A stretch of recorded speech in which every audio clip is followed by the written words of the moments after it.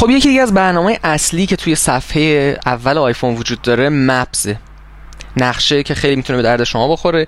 اولین نکته که باید بگم اینه که نیاز به اینترنت داره. شما یا باید جی پی آر اس رو فعال کرده باشید روی گوشیتون یا وای فای داشته باشید که خب من اینجا الان وای فای دارم. این همون چیزی که شما انتظار دارید. دقیقاً با کلیک کردن و جابجا کردن میتونید نقشه رو جابجا کنید. با زوم، یعنی به این صورت پینچ و زوم بک، میتونید دقیقاً کوچیک و بزرگ کنید نقشه‌تون رو. و یکی از نکات جالبی هم که حداقل برای ما ایرانی‌ها ممکنه بامزه باشه داره این که به فارسی هم شما میتونید سرچ بکنید. مثلا شما این بالا میتونید بزنید میدان مثلا ونک. حالا میاد یه میدون ونک احتمالاً برای شما پیدا میکنه، 4-5 جا به اسم ونک پیدا میکنه، ولی فکر میکنم اینه میدون ونک. بله خودشه. اینجا یه چند مشهد پیدا کرد. این یکی چیه؟ بله بهداشتی، سرویس بهداشتی و عمومیه.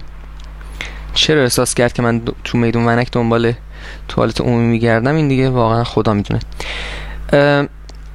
دایرکشنز هم چیزی جالبیه. شما ممکنه بگین حالا من از مثلا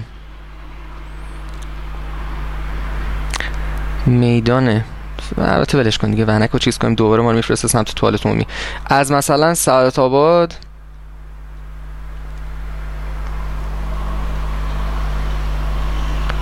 میخوام برم شهرک غرب، سرچ هم بزنیم ببینیم چی میشه. بله الان اینجا به من میگه که اگه شما بخوای با ماشین از سعادت آباد بری شهرک غرب، فاصلش 5 کیلومتر، حدودا 9 دقیقه طول میکشه. اگه با اتوبوس بخوای بری هیچ اطلاعات درستی نمیتونه بده، به خاطر اینکه با اتوبوس رانی تهران سینک نیست. اگه پیاده بخوای بری 5 کیلومتر رو شما توی 1 ساعت و 4 دقیقه میتونی بری. این 4 دقیقهش واقعا کشته منو. من نمیدونم این خوردش رو چجوری محاسبه میکنه، از کجا میفهمه که من 1 ساعت و 4 دقیقه طول میکشه برم، نه 1 ساعت و 10 دقیقه، نه 1 ساعت و 2 دقیقه. بماند به هر صورت، ولی خب این مسیر رو به شما میده و قشنگ شما میتونید از روی این مسیر حرکت بکنید.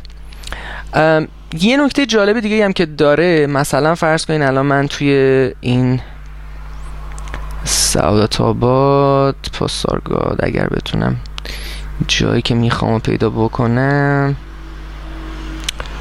من نیایش بذارین اصلا سرچش بکنیم میدون کاج، میدان کاج. خب بله این خود میدون کاج، این هم فروشگاه اپل. اینجا رو شما ممکنه بخواین داشته باشین توی نقشتون. این آیکون کوچولو این بغل شما میتونین بزنین، دراپ پین رو بزنین و این دراپ پین برای شما جابجاش هم میتونین بکنین. ممکنه بگین این دراپ پین رو من میخوام بذاریش اینجا و یک مثلث کوچولو داره اینجا، شما روش میتونین کلیک بکنین. هم میتونین ریمووش بکنین و ورش دارین، هم میتونین یه بار دیگه ما اینو بندازیم اینجا و از این میتونین الان استفاده بکنین برای اینکه بگین فرض کنیم حالا از اینجا من میخوام برم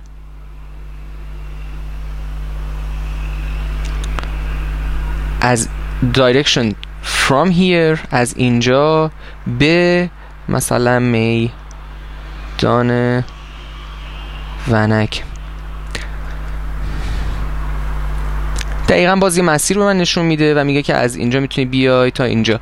یه نکته بگم، واقعا خیلی خیلی دقیق نیست این سرچ های فارسیش و اینا، ولی بازم کار رو انداز و چیز خیلی به درد بخوریه.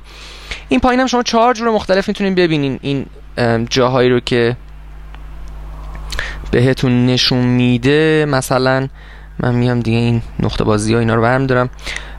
ستلایت همون نقشه ماهواره‌ای داره که دقیقاً عین اینه که شما اون جا رو با گوگل ارت ببینید.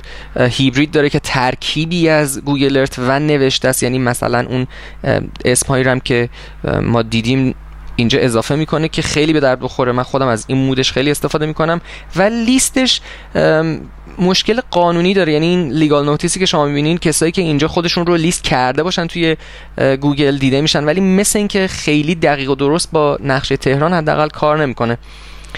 این 3-4 تا عنوانیه که داره و من فکر کنم خیلی به درتون بخوره. حداقل خود من که خیلی ازش استفاده میکنم، هر جا میخوام برم اگر اولین بار باشه و ناشناس باشه قطعا لودش میکنم اونجا رو. این هم من بگم به عنوان آخرین نکته که خیلی جالبه، حتی اگر اینترنت ندارین، مثلا میگم فرض کنید من برای اولین بار میخوام برم نمیدونم مثلا فرض کنید